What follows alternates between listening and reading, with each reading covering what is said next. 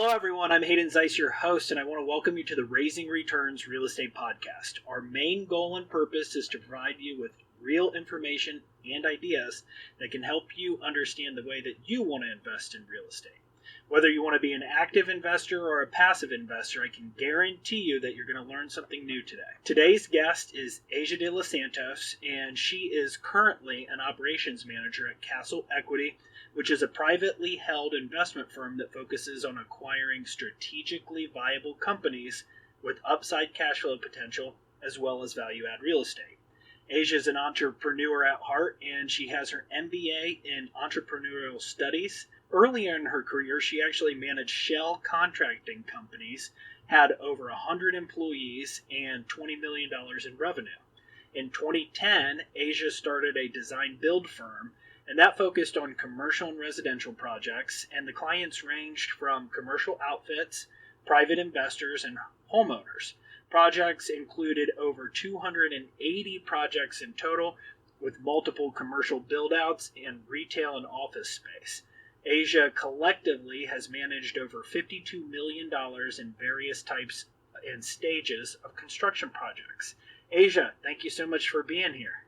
Thank you for having me. Hey, well, I know that you have got some great experience, and I'm sure that the listeners are going to find what you have to say valuable. So let's just jump right into it. Tell us how you got your start in real estate investing. So I started in real estate investing actually through all of these radio shows and ads you hear where they advertise all these real estate classes and investment strategies, and I kind of always was interested in it, so one of those ads piqued my interest, and I went to one of the free seminars that they offered and joined one of the classes and started learning about several different kinds of investing techniques, from wholesaling to flipping to holding to putting funds together, that kind of thing. So you're telling me that all of these radio shows are not scams then?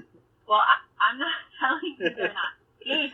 I'm just saying the one that I happened to go to was actually, legitimate and interesting, and it provided me with the start I needed. However, I will say that there are many, many online, classes, blogs, information that you can get in this day and time where you could, not spend a lot of money on these kind of investment boot camps, I guess, for lack of a better word, and kind of learn how to do it yourself, or find someone, depending on the type of real estate investing strategy you would like to adopt for yourself.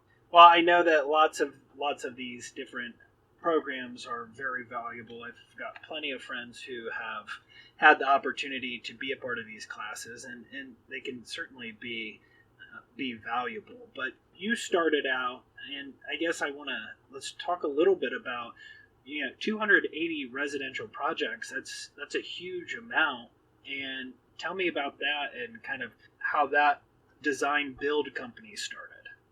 Sure. So I started with the real estate classes, as I've mentioned, and it kind of grew to finding a real estate club, a local real estate club. I was in Florida, Southeast Florida at the time, and I joined a local real estate club down there and started networking, which is, instrumental in any business, but especially in real estate.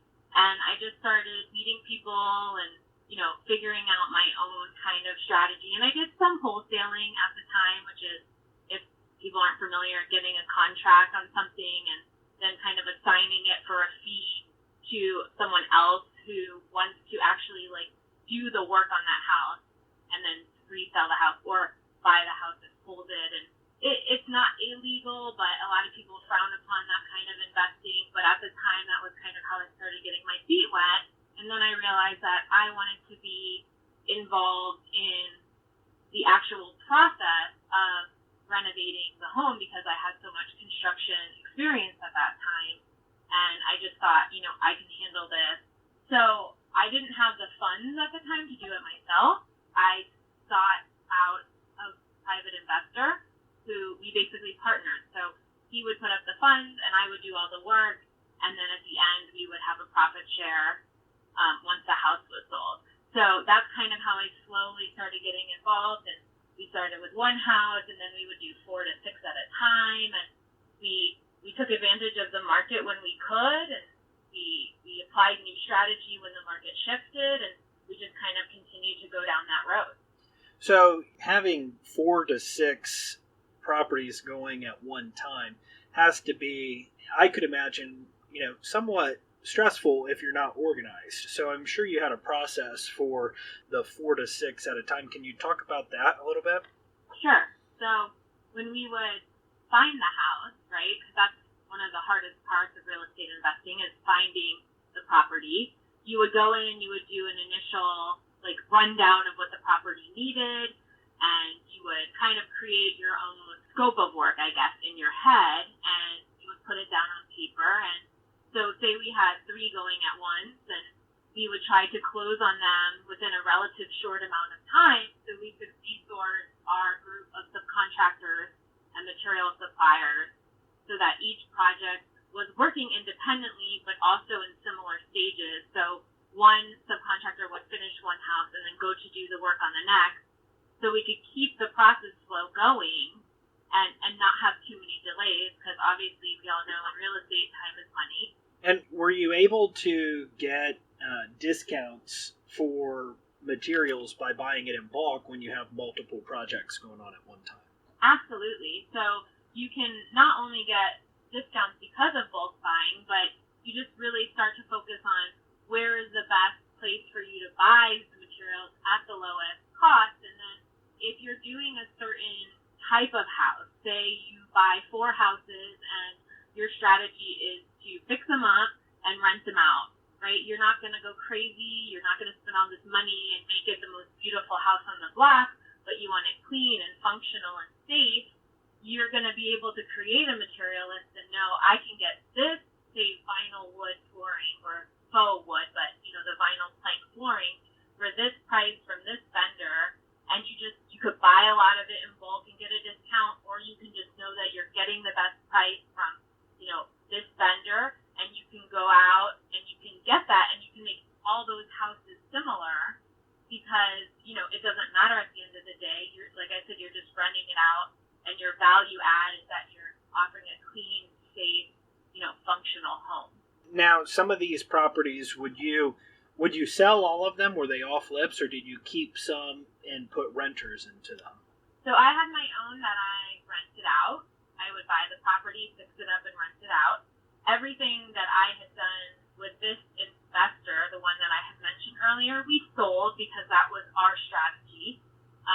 I've had several people who have wanted to hold properties with me as a strategy. It just really depends on what your appetite is, what your game plan is, and you can kind of do a little bit of everything. It's just every real estate investor has a different strategy. Some real estate investors, they don't want anything to do with the properties. They just want to get a return on their money, and that was the gentleman that I had working with me. He had no desire to hold a property. He had no desire to do the work on the property.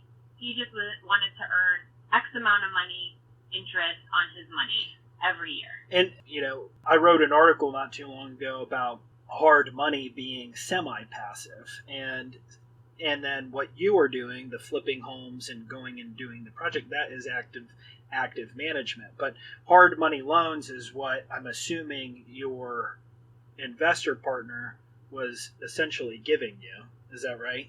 So my deal with him was slightly different, where it was more of a partnership. The way that we had our deal structured, he would earn a minimum interest, and then we would do a profit share at the end.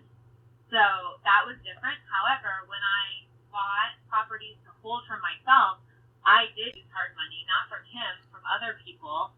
And what I would do is I would use the hard money on a very short-term basis, because the cost of that money, while most people value it as high, in a short term, for me, it was about getting the property under contract for that discounted price, doing the work quickly, and then refinancing out of the hard money into a conventional loan, or whatever you decide to do with your refi out of that hard money. if you're using it for a short amount of time, for me, it provided a value that I was unable to find. You know what I mean? Like the time value of that money was far more important than the actual cost of it, I guess. Oh, and the great thing about one of the best things about hard money, especially for people who are just getting started or people that have been doing it for many years, I mean, it's the ability to get that cash quickly. Because when you're in a competitive market, if you don't have the liquidity needed to go and purchase a property with a competitive offer, you'll be searching for years before you get your own property. 100%. And I think most hard money lenders, or those that I've worked with anyway, these were not big conglomerates. These were private individuals, and they knew real estate. They were real estate investors. They knew that if they lent this money, that if for some reason they would have to take the property back, they would be in a good position to do so. So they're looking at your deal almost like a second set of lenses. You're approving your own deal, and then they're kind of approving it because they know if they have to take it back for whatever reason, they're getting a property with good value. Right, and they're looking at you as, more of a partner rather than being a bank in this type of situation, because they're investing in your knowledge and of the real estate market. But hard money lending is a really good way for somebody who wants to be semi-passive. And I say semi-passive because it's pretty passive unless, like you were saying, you have to take property back from somebody. But the best thing about real estate, and I say this all the time, is real estate is an investment that is backed by an asset. So it's only active investing when they have to take that property back. Yeah, for sure. I think that a lot of the hard money lenders that I personally worked with were at that stage where they were transitioning from active to passive.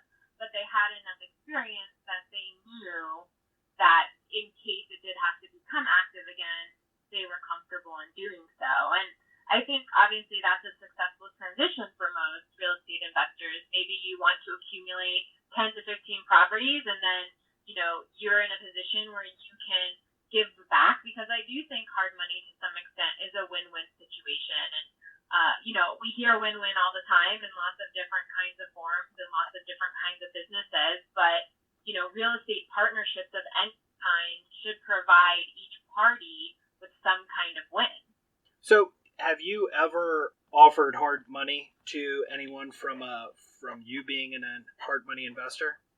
I never personally have, because I think I enjoy the process too much, or maybe I'm just way too A-type to Sure. sit back and watch someone else use my money. Maybe I'm not at the stage where I've amassed so much money that I feel like I could just sit back and become that passive person. But I can definitely see the value, and I could potentially get there later in life. Maybe not just through real estate, but even with businesses too.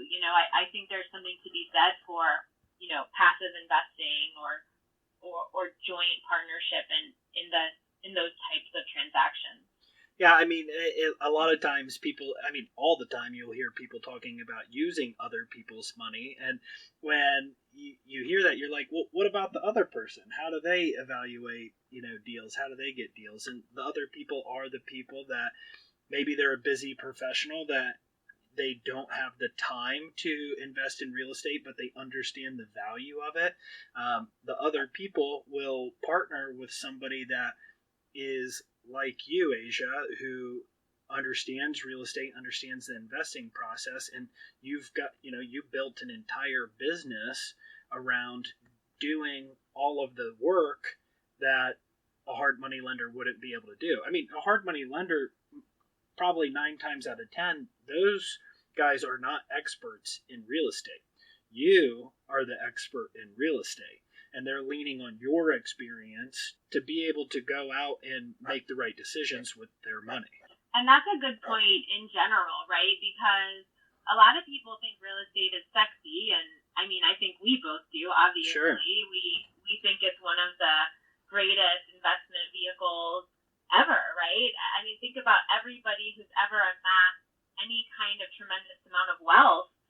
I would say 90% of those people have done so through some form of real estate investing. So there's a lot of people who think that it's just a sexy thing to do, but they don't know the first thing about evaluating a property, acquiring a property, financing, scheduling, budgeting, any of those things. And, that's where people like you and us kind of come in, where we can assist with those, additional things that someone may just want to invest and earn a percentage on their income. And I think that if someone is going to embark on real estate investing and they want to be involved, they need to make sure that they hire the experts, around them in order to make sure it's a successful venture. Well, I think, a lot of people say, a good example is my wife is a labor and delivery nurse, right? So could you imagine me going into a labor and delivery room and saying, hey, okay, I'm here to deliver the baby? No, I'm going to leave that to the experts, right? So it's the same thing with real estate. I tell people all the time. So yeah, I don't want any part of that either. I guess it's similar to my relationship with my husband too, because he's an engineer and he does roadway. That's what his experience in construction is: bridges, tunnels, streets. I don't know the first thing about that, but I know, for example, when we bought a home in Ohio and we renovated it, it was totally in my wheelhouse. It was totally out of his, but I'm also not going to go to work with him and, try to build a bridge. You have to know get in where you fit in, right? Well, so when you were dealing with the private investors and the hard money lenders, how would you ensure them that, hey, you knew what you were doing, and how did you put their minds at ease? So it's funny because I think that, number one, I have been in construction since undergrad. I went to undergrad for finance and immediately started working for a construction company doing their accounting. And it was a smaller company, which gave me kind of like carte blanche to learn as much of the organization and running the organization as I wanted to. So I just became very hands-on, and I started learning about, schedules and budgets and reading blueprints and just studying blueprints because it interested me. And not for nothing, but my whole family on my mom's side were all in construction. So maybe it was a little bit in the blood. I don't know. But I just started learning those things. And so I was in construction for several years before I even started real estate investing. And then when I wanted to get my foot in that door, and like I mentioned earlier, started going to those clubs, I was just open and honest about what were my expectations, what were my qualifications. And I had the experience in construction. I didn't have the experience in the real estate. For example, acquisition to me was something that I had to study and learn. I didn't know how to evaluate properties. I didn't know how to go about making an offer. So those were all things I had to learn. And then when I started meeting these people, I was just honest about what I knew and what I didn't know. And I said, this is my expectation and this is what I'm looking for. And this one gentleman that we ended up doing a lot of deals together, we just kind of hit it off. We had similar personalities. I think we trusted each other. And it was because we were both transparent with one another. So I think you have to be honest about what you know and what you don't know, and then take the opportunity to learn as much as you can. And just, don't be afraid to not know something. Don't pretend like you have all the answers. Find the people who have the answers to questions that you need answered and start relying on those people and depending on them. Well, I think, and as time went on, I'm sure that your track record continued to gain steam. So then you're able to, when you're sitting down with hard money lenders, just like you're able to get deals when you are doing construction materials, you're able to get better deals and better rates when you have more experience to offer. Totally, because when you start to understand the process and you have, projects behind you, you become a much more prepared person. When you're going to the hard money lender, whether it be the same one you've been using or a new one, you're going to come to them and you're going to reduce their time as well, right? Because now you've experienced so much more. And like we talked about earlier, time is money, right? So I would be able to say, hey, look at this deal. Here's my breakdown of the expenses. Here's my timeline to get it done. I would a point reduced rate on this deal. And most of the time the answer was, yeah, sure, no problem.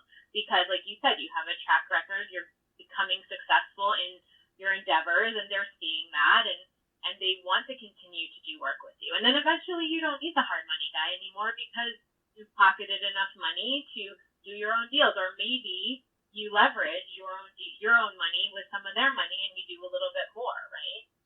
I think track records are everything in this business, and when passive investors are looking to invest or partner with active investors, they really need to get to know the active investor, whether it's you're doing flips or whether you're doing buy and hold syndication, whatever the case might be. Really, you're investing in that person. And as the track record continues to build, you'll see, just like anything, if you have a very, very successful track record, that means that your risk on the money that you're investing with the active investor is inevitably going to be lower because they have more and more experience. So always focusing on who you're doing business with is going to that's going to be one of the most important things when trying to make your decisions on which route you want to go from an investment standpoint. It's so important at this stage in my investing career. I've learned a lot, right? I wouldn't say I wouldn't trust people who are just starting out. I would just have a different expectation of them. If I have a certain level of expectation in, what type of margin I want to receive on the money I'm investing, or the type of projects I want to go into, I would look for much more seasoned investors or people who are doing things that align with what I currently value. And kind of to my earlier point, once I get to the point where I can, begin again with beginner investors, maybe I do that as a hard money lender or in some other kind of partnership capacity. I think it's just so important in investing of any type, but especially in real estate, to know your limitations, but to also know what you want to achieve and find yourself those people who are going to help you get there. Well, Aja, I really, really appreciate everything that you've said, because today I think, our passive listeners got to get an idea of how to evaluate and what the most important thing is when you're doing the due diligence on your active investor, and that's getting to know the person and getting to know their track record. But they also got to hear your side from the active investing and get an idea on how to manage the projects and how to get started from the ground up. So, gosh, I really appreciate your insights. Absolutely. I enjoyed it very much. Well, we'll definitely have to do this again. And for everyone listening, thank you so much for being here. We drop episodes every single week, so check back next Thursday for our latest episode. And please share our podcast if you found it valuable. Make sure you can subscribe on YouTube channel as well. And we put new educational videos every Friday on the YouTube channel. And then all of our content, educational content, is available at lanacerainvestments.com/education. Thank you all for joining. Aja, I appreciate it. Thanks again.